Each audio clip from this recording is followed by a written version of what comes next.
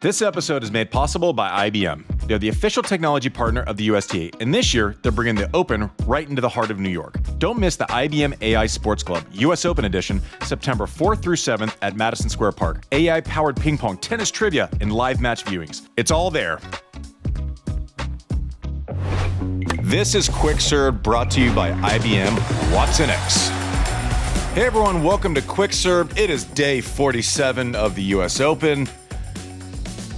We start, props to Aryna Sabalenka getting through Jessica Pegula, but MVP of the day might go to Jess Pegula's picture with a honeydeuce with the caption, "When you lose 4 points on your own serve in the third set, but still lose the match," as Techie Sean just... she's hilarious. She's awesome. I think the entire stadium was pulling for her. She's just turned herself into such a good player. But Aryna Sabalenka is going to be, one of the all-time greats. If your list is 10 players, she's quickly working her way up that list. Lost a couple Grand Slam finals this year, maybe exercising some of her own demons. And she will get the chance against Amanda Anisimova in a rematch of their Wimbledon semifinal. Anisimova's tough. Like, there's no way around it, right? What she's gone through the last 5-6 years personally, losing 0-0 in a Wimbledon final and then coming back and beating Swiatek, getting back to work, a set down, like scrapping, clawing against Naomi Osaka, who is resurgent. And the cause for optimism for Naomi Osaka is obvious.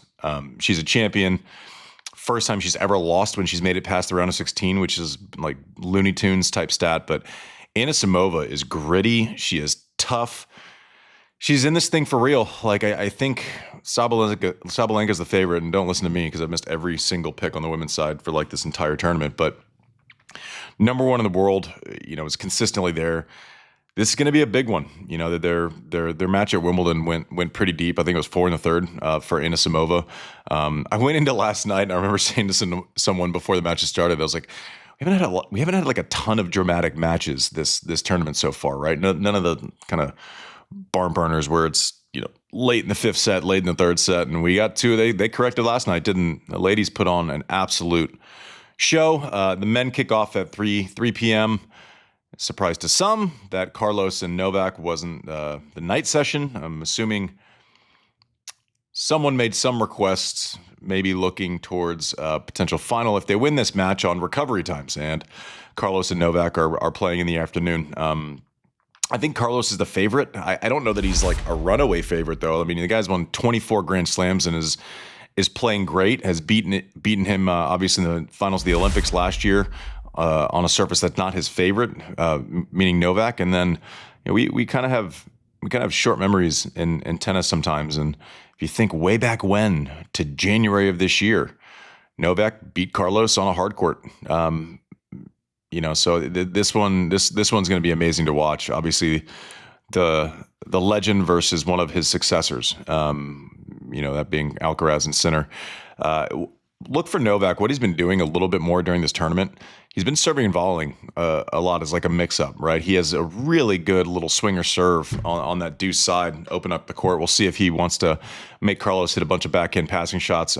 He's going to try to control through the middle of the court, not let Carlos work his magic from the edges, right? If Carlos gets pulled this way to a forehand, it opens up the entire court because he has angles to the left, and then obviously he can bleed you line as well. I think you're going to see Novak a lot, as much as he can, because Carlos is Carlos, and there's only so much that you can control. But depth through kind of the center of the court is going to be a comfortable place for Novak, because even if Carlos hits great shots or is taking risks from there, you'd rather have him doing it from there than when he's extended or inside the court on the lines, right? Because then that brings in droppers, that brings in fire line, that brings in him able to kind of whip the ball cross court. He has all those options available when he gets a little wider. When he's pinched towards the middle, especially on that backhand side, Novak has a better understanding of where he's going to distribute.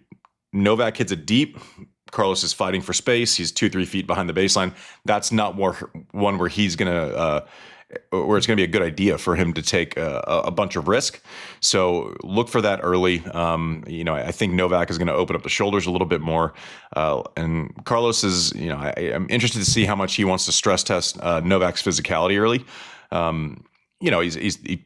The guy is an absolute miracle worker at 38 to be doing what he's doing, and he made the semis of all 4 slams this year. So it's crazy, but has been looking for air this tournament, has been kind of first round, second round, breathing. The physicality at 38 is obviously not what it's going to be at 28. So curious to see if Carlos goes and is just all out aggression, or is happy to kind of get into those early exchanges and stress test the legs for Novak. Can't wait to see it. Let's enjoy greatness while it's here. Novak Djokovic has been unbelievable so far. I think Sinner rolls against Felix Auger-Aliassime, who deserves so much props for making the semis, beating 2 top 10 players. By his standards, he's not happy being ranked 28 in the world or seeded 28 in the world. He's bid up inside the top 10 comfortably before, a couple of semis before. Was someone that we were kind of looking at as a collective group of tennis nerds as someone who might be able to kind of enter that conversation with Zverev as like the next tier. Hasn't quite made it there, but I don't think it's for lack of intent, hard work, going about things, trying to improve. Sometimes you just go through peaks and valleys in your career, but it's nice to see FAA have a peak at this tournament. I'm not sure what he can do to affect Jannik Sinner negatively that doesn't bring in just insanely crazy levels of risk, right? So when you see him missing a ball that he's going for that seems like it's irrationally aggressive, that's something he has to do. If he's neutral with Sinner and starts letting Sinner distribute, that's like a slow death as opposed to giving yourself a chance. It's not in his comfort zone, FAA, to serve and volley. I think he's going to have to a little bit.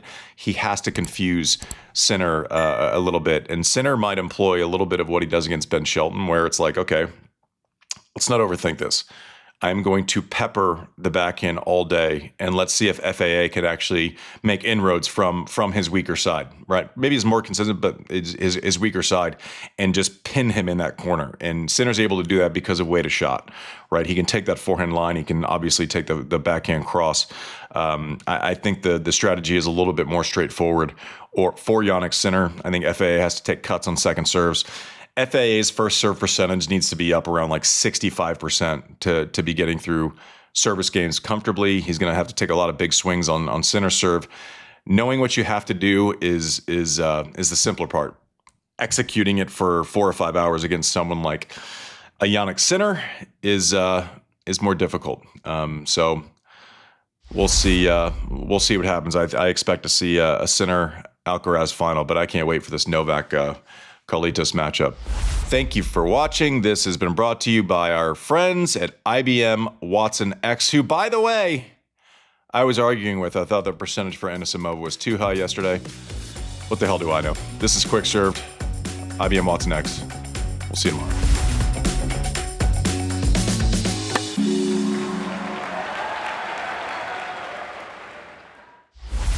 This episode is made possible by IBM. They're the official technology partner of the USTA, and this year, they're bringing the Open right into the heart of New York. Don't miss the IBM AI Sports Club US Open Edition, September 4th through 7th at Madison Square Park. AI-powered ping pong, tennis trivia, and live match viewings. It's all there.